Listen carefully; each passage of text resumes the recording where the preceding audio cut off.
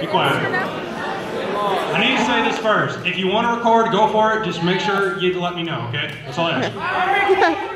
Go for it! Okay. The other guy asked before you did announce that. You gotta adjust the mic.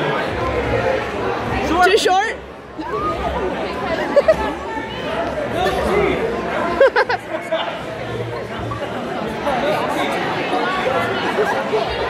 Got it now? Yeah, he's got it. Alright, let's go. He's parched. He's parched. Alright. Get those lights on.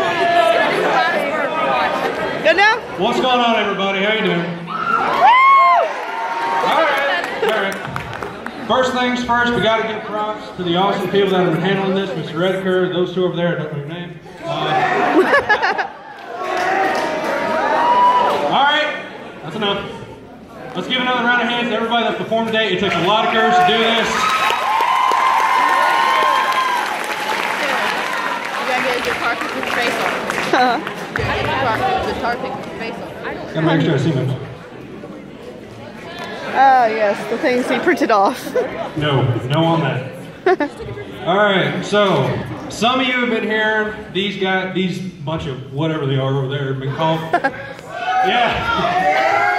Alright, quiet down. Some of them are calling me Curby. Some of y'all don't know the story behind that. Let me tell you the story. Okay. Yeah. So what happened was it was a rainy day and it was before Unitech and it was at lunch and I wanted a cup of coffee.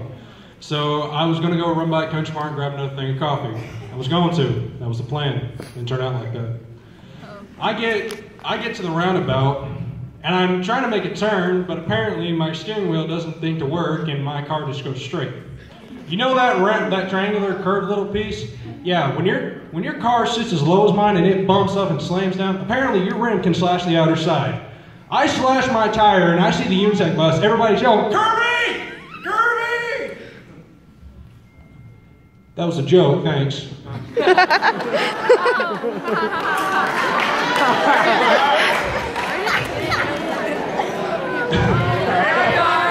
Hey, you got it.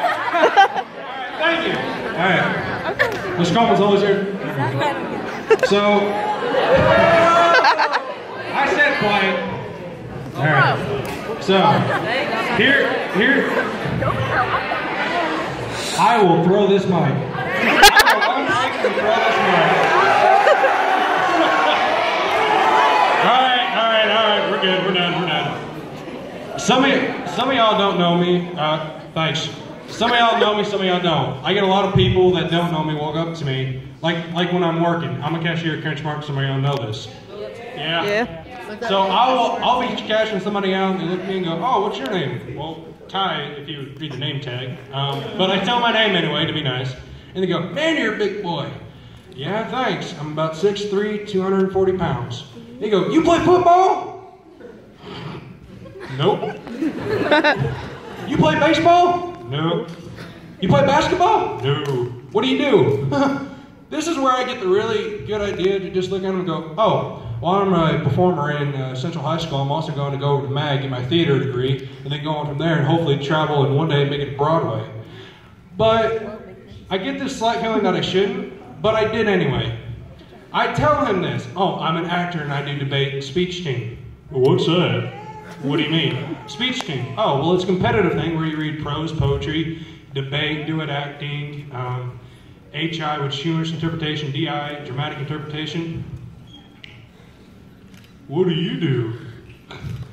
I do prose. I read prose. Prose for you is like a paragraph format of poetry. In case y'all didn't know that, probably none of y'all did. Anyways, I keep on forgetting where I am.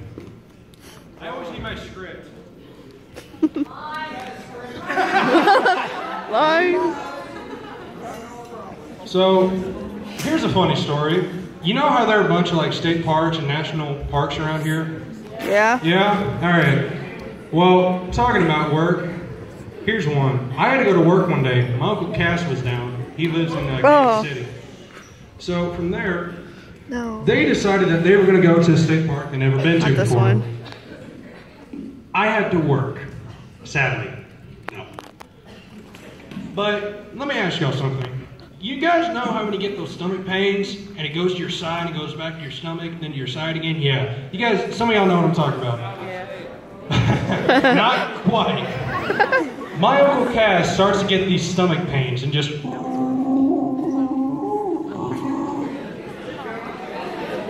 Uncle Cass is starting to do this.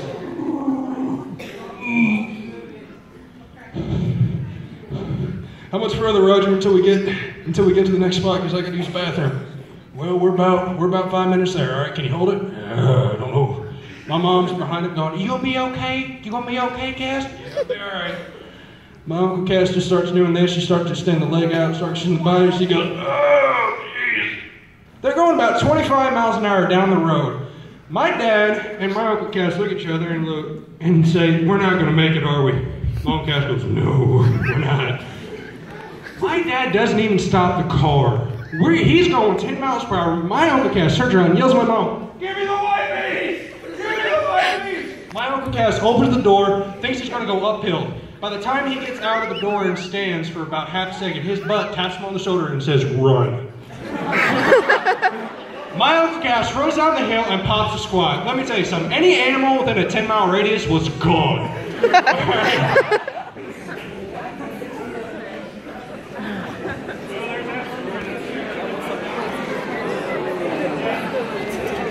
So speaking of work again, you ever realize that you can take somebody else's keys and start somebody else's car and get in that car? Mm-hmm. Am I the only one that can do that? No. I took somebody's set of keys, and I didn't realize this. 2 ladies at my work, it was during the winter, and they wanted their cars warmed up. One of them wanted their cars warmed up. So I'm like, all right, fine, I'll go warm up your car. I got nothing better to do. I go out there. I get the wrong car. I'm not lying to you. The car unlocks. I open the door and sit down, and I turn it on with the wrong set of keys. Can anybody explain that to me by chance? Honestly, she gets out there and gets in her car and is like, "Man, it's cold." She sees her friend's car over there about 3 or 4 spaces down, just warm as could be. Walks back in, grabs me by my shirt and says, "You started the wrong car." I said, "You might want to let go." She goes, "You're going to haul butt back out there and start my car." I'm like, "I thought I did." "No, you started Destiny's car that was down the road a little ways." "Oh, crap." So I haul butt back out there and I started the wrong car. Didn't realize this. If you guys can start a set of cars with a different set of keys, you are the best car thief ever. Honestly, you can take your own keys and start your parents' car. Dallas Coleman could take his truck and drive it all the way to wherever he wanted with Dallas' set of keys. If that's possible, I want to see this because my dad has a really big truck. On second thought, I probably shouldn't do that considering the fact that I did hit a curb with my little car. Yeah.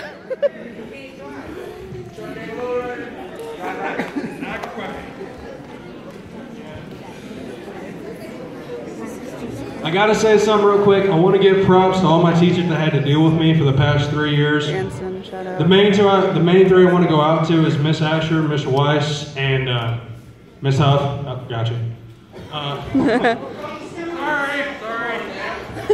But I also want to mention one other teacher, Mr. Jansen. If anybody has him, he's a really cool teacher. He's laid back, but if you got work, he makes you do it. I'm sitting in his class one day, and we've talked all year long. I have a list of everything that he said I could possibly be, and I'm going to read them off to you real quick. I want y'all to see this.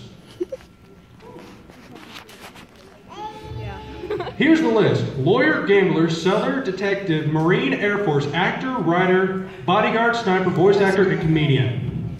Obviously, I'm shooting for one of them. Yeah. How'd you know?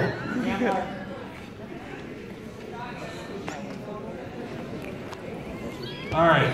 You guys ever had somebody that just flat out stinks walked right by you? Anybody? A couple of y'all had this? You. I'm working at the store one night, and thanks.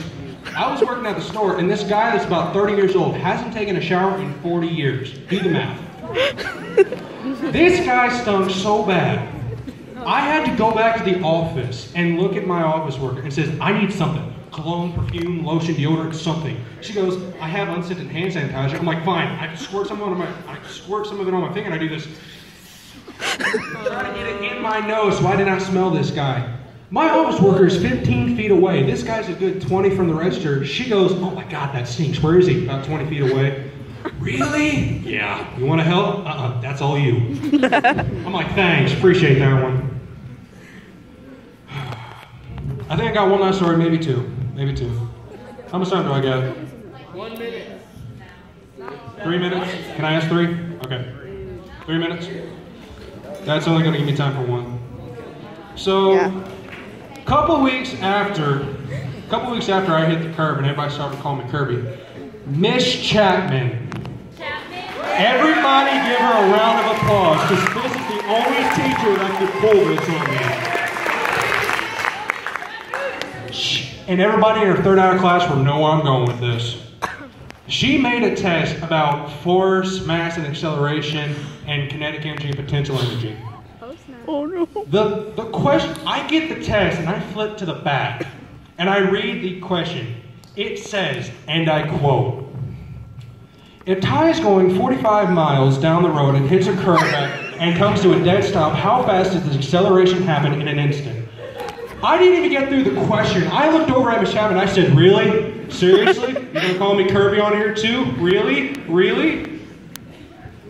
Miss Chapman, I will never forget that. Thanks for a great story. You guys have been awesome. Thank you. Congrats to the seniors. Good luck to you all. Have a good summer.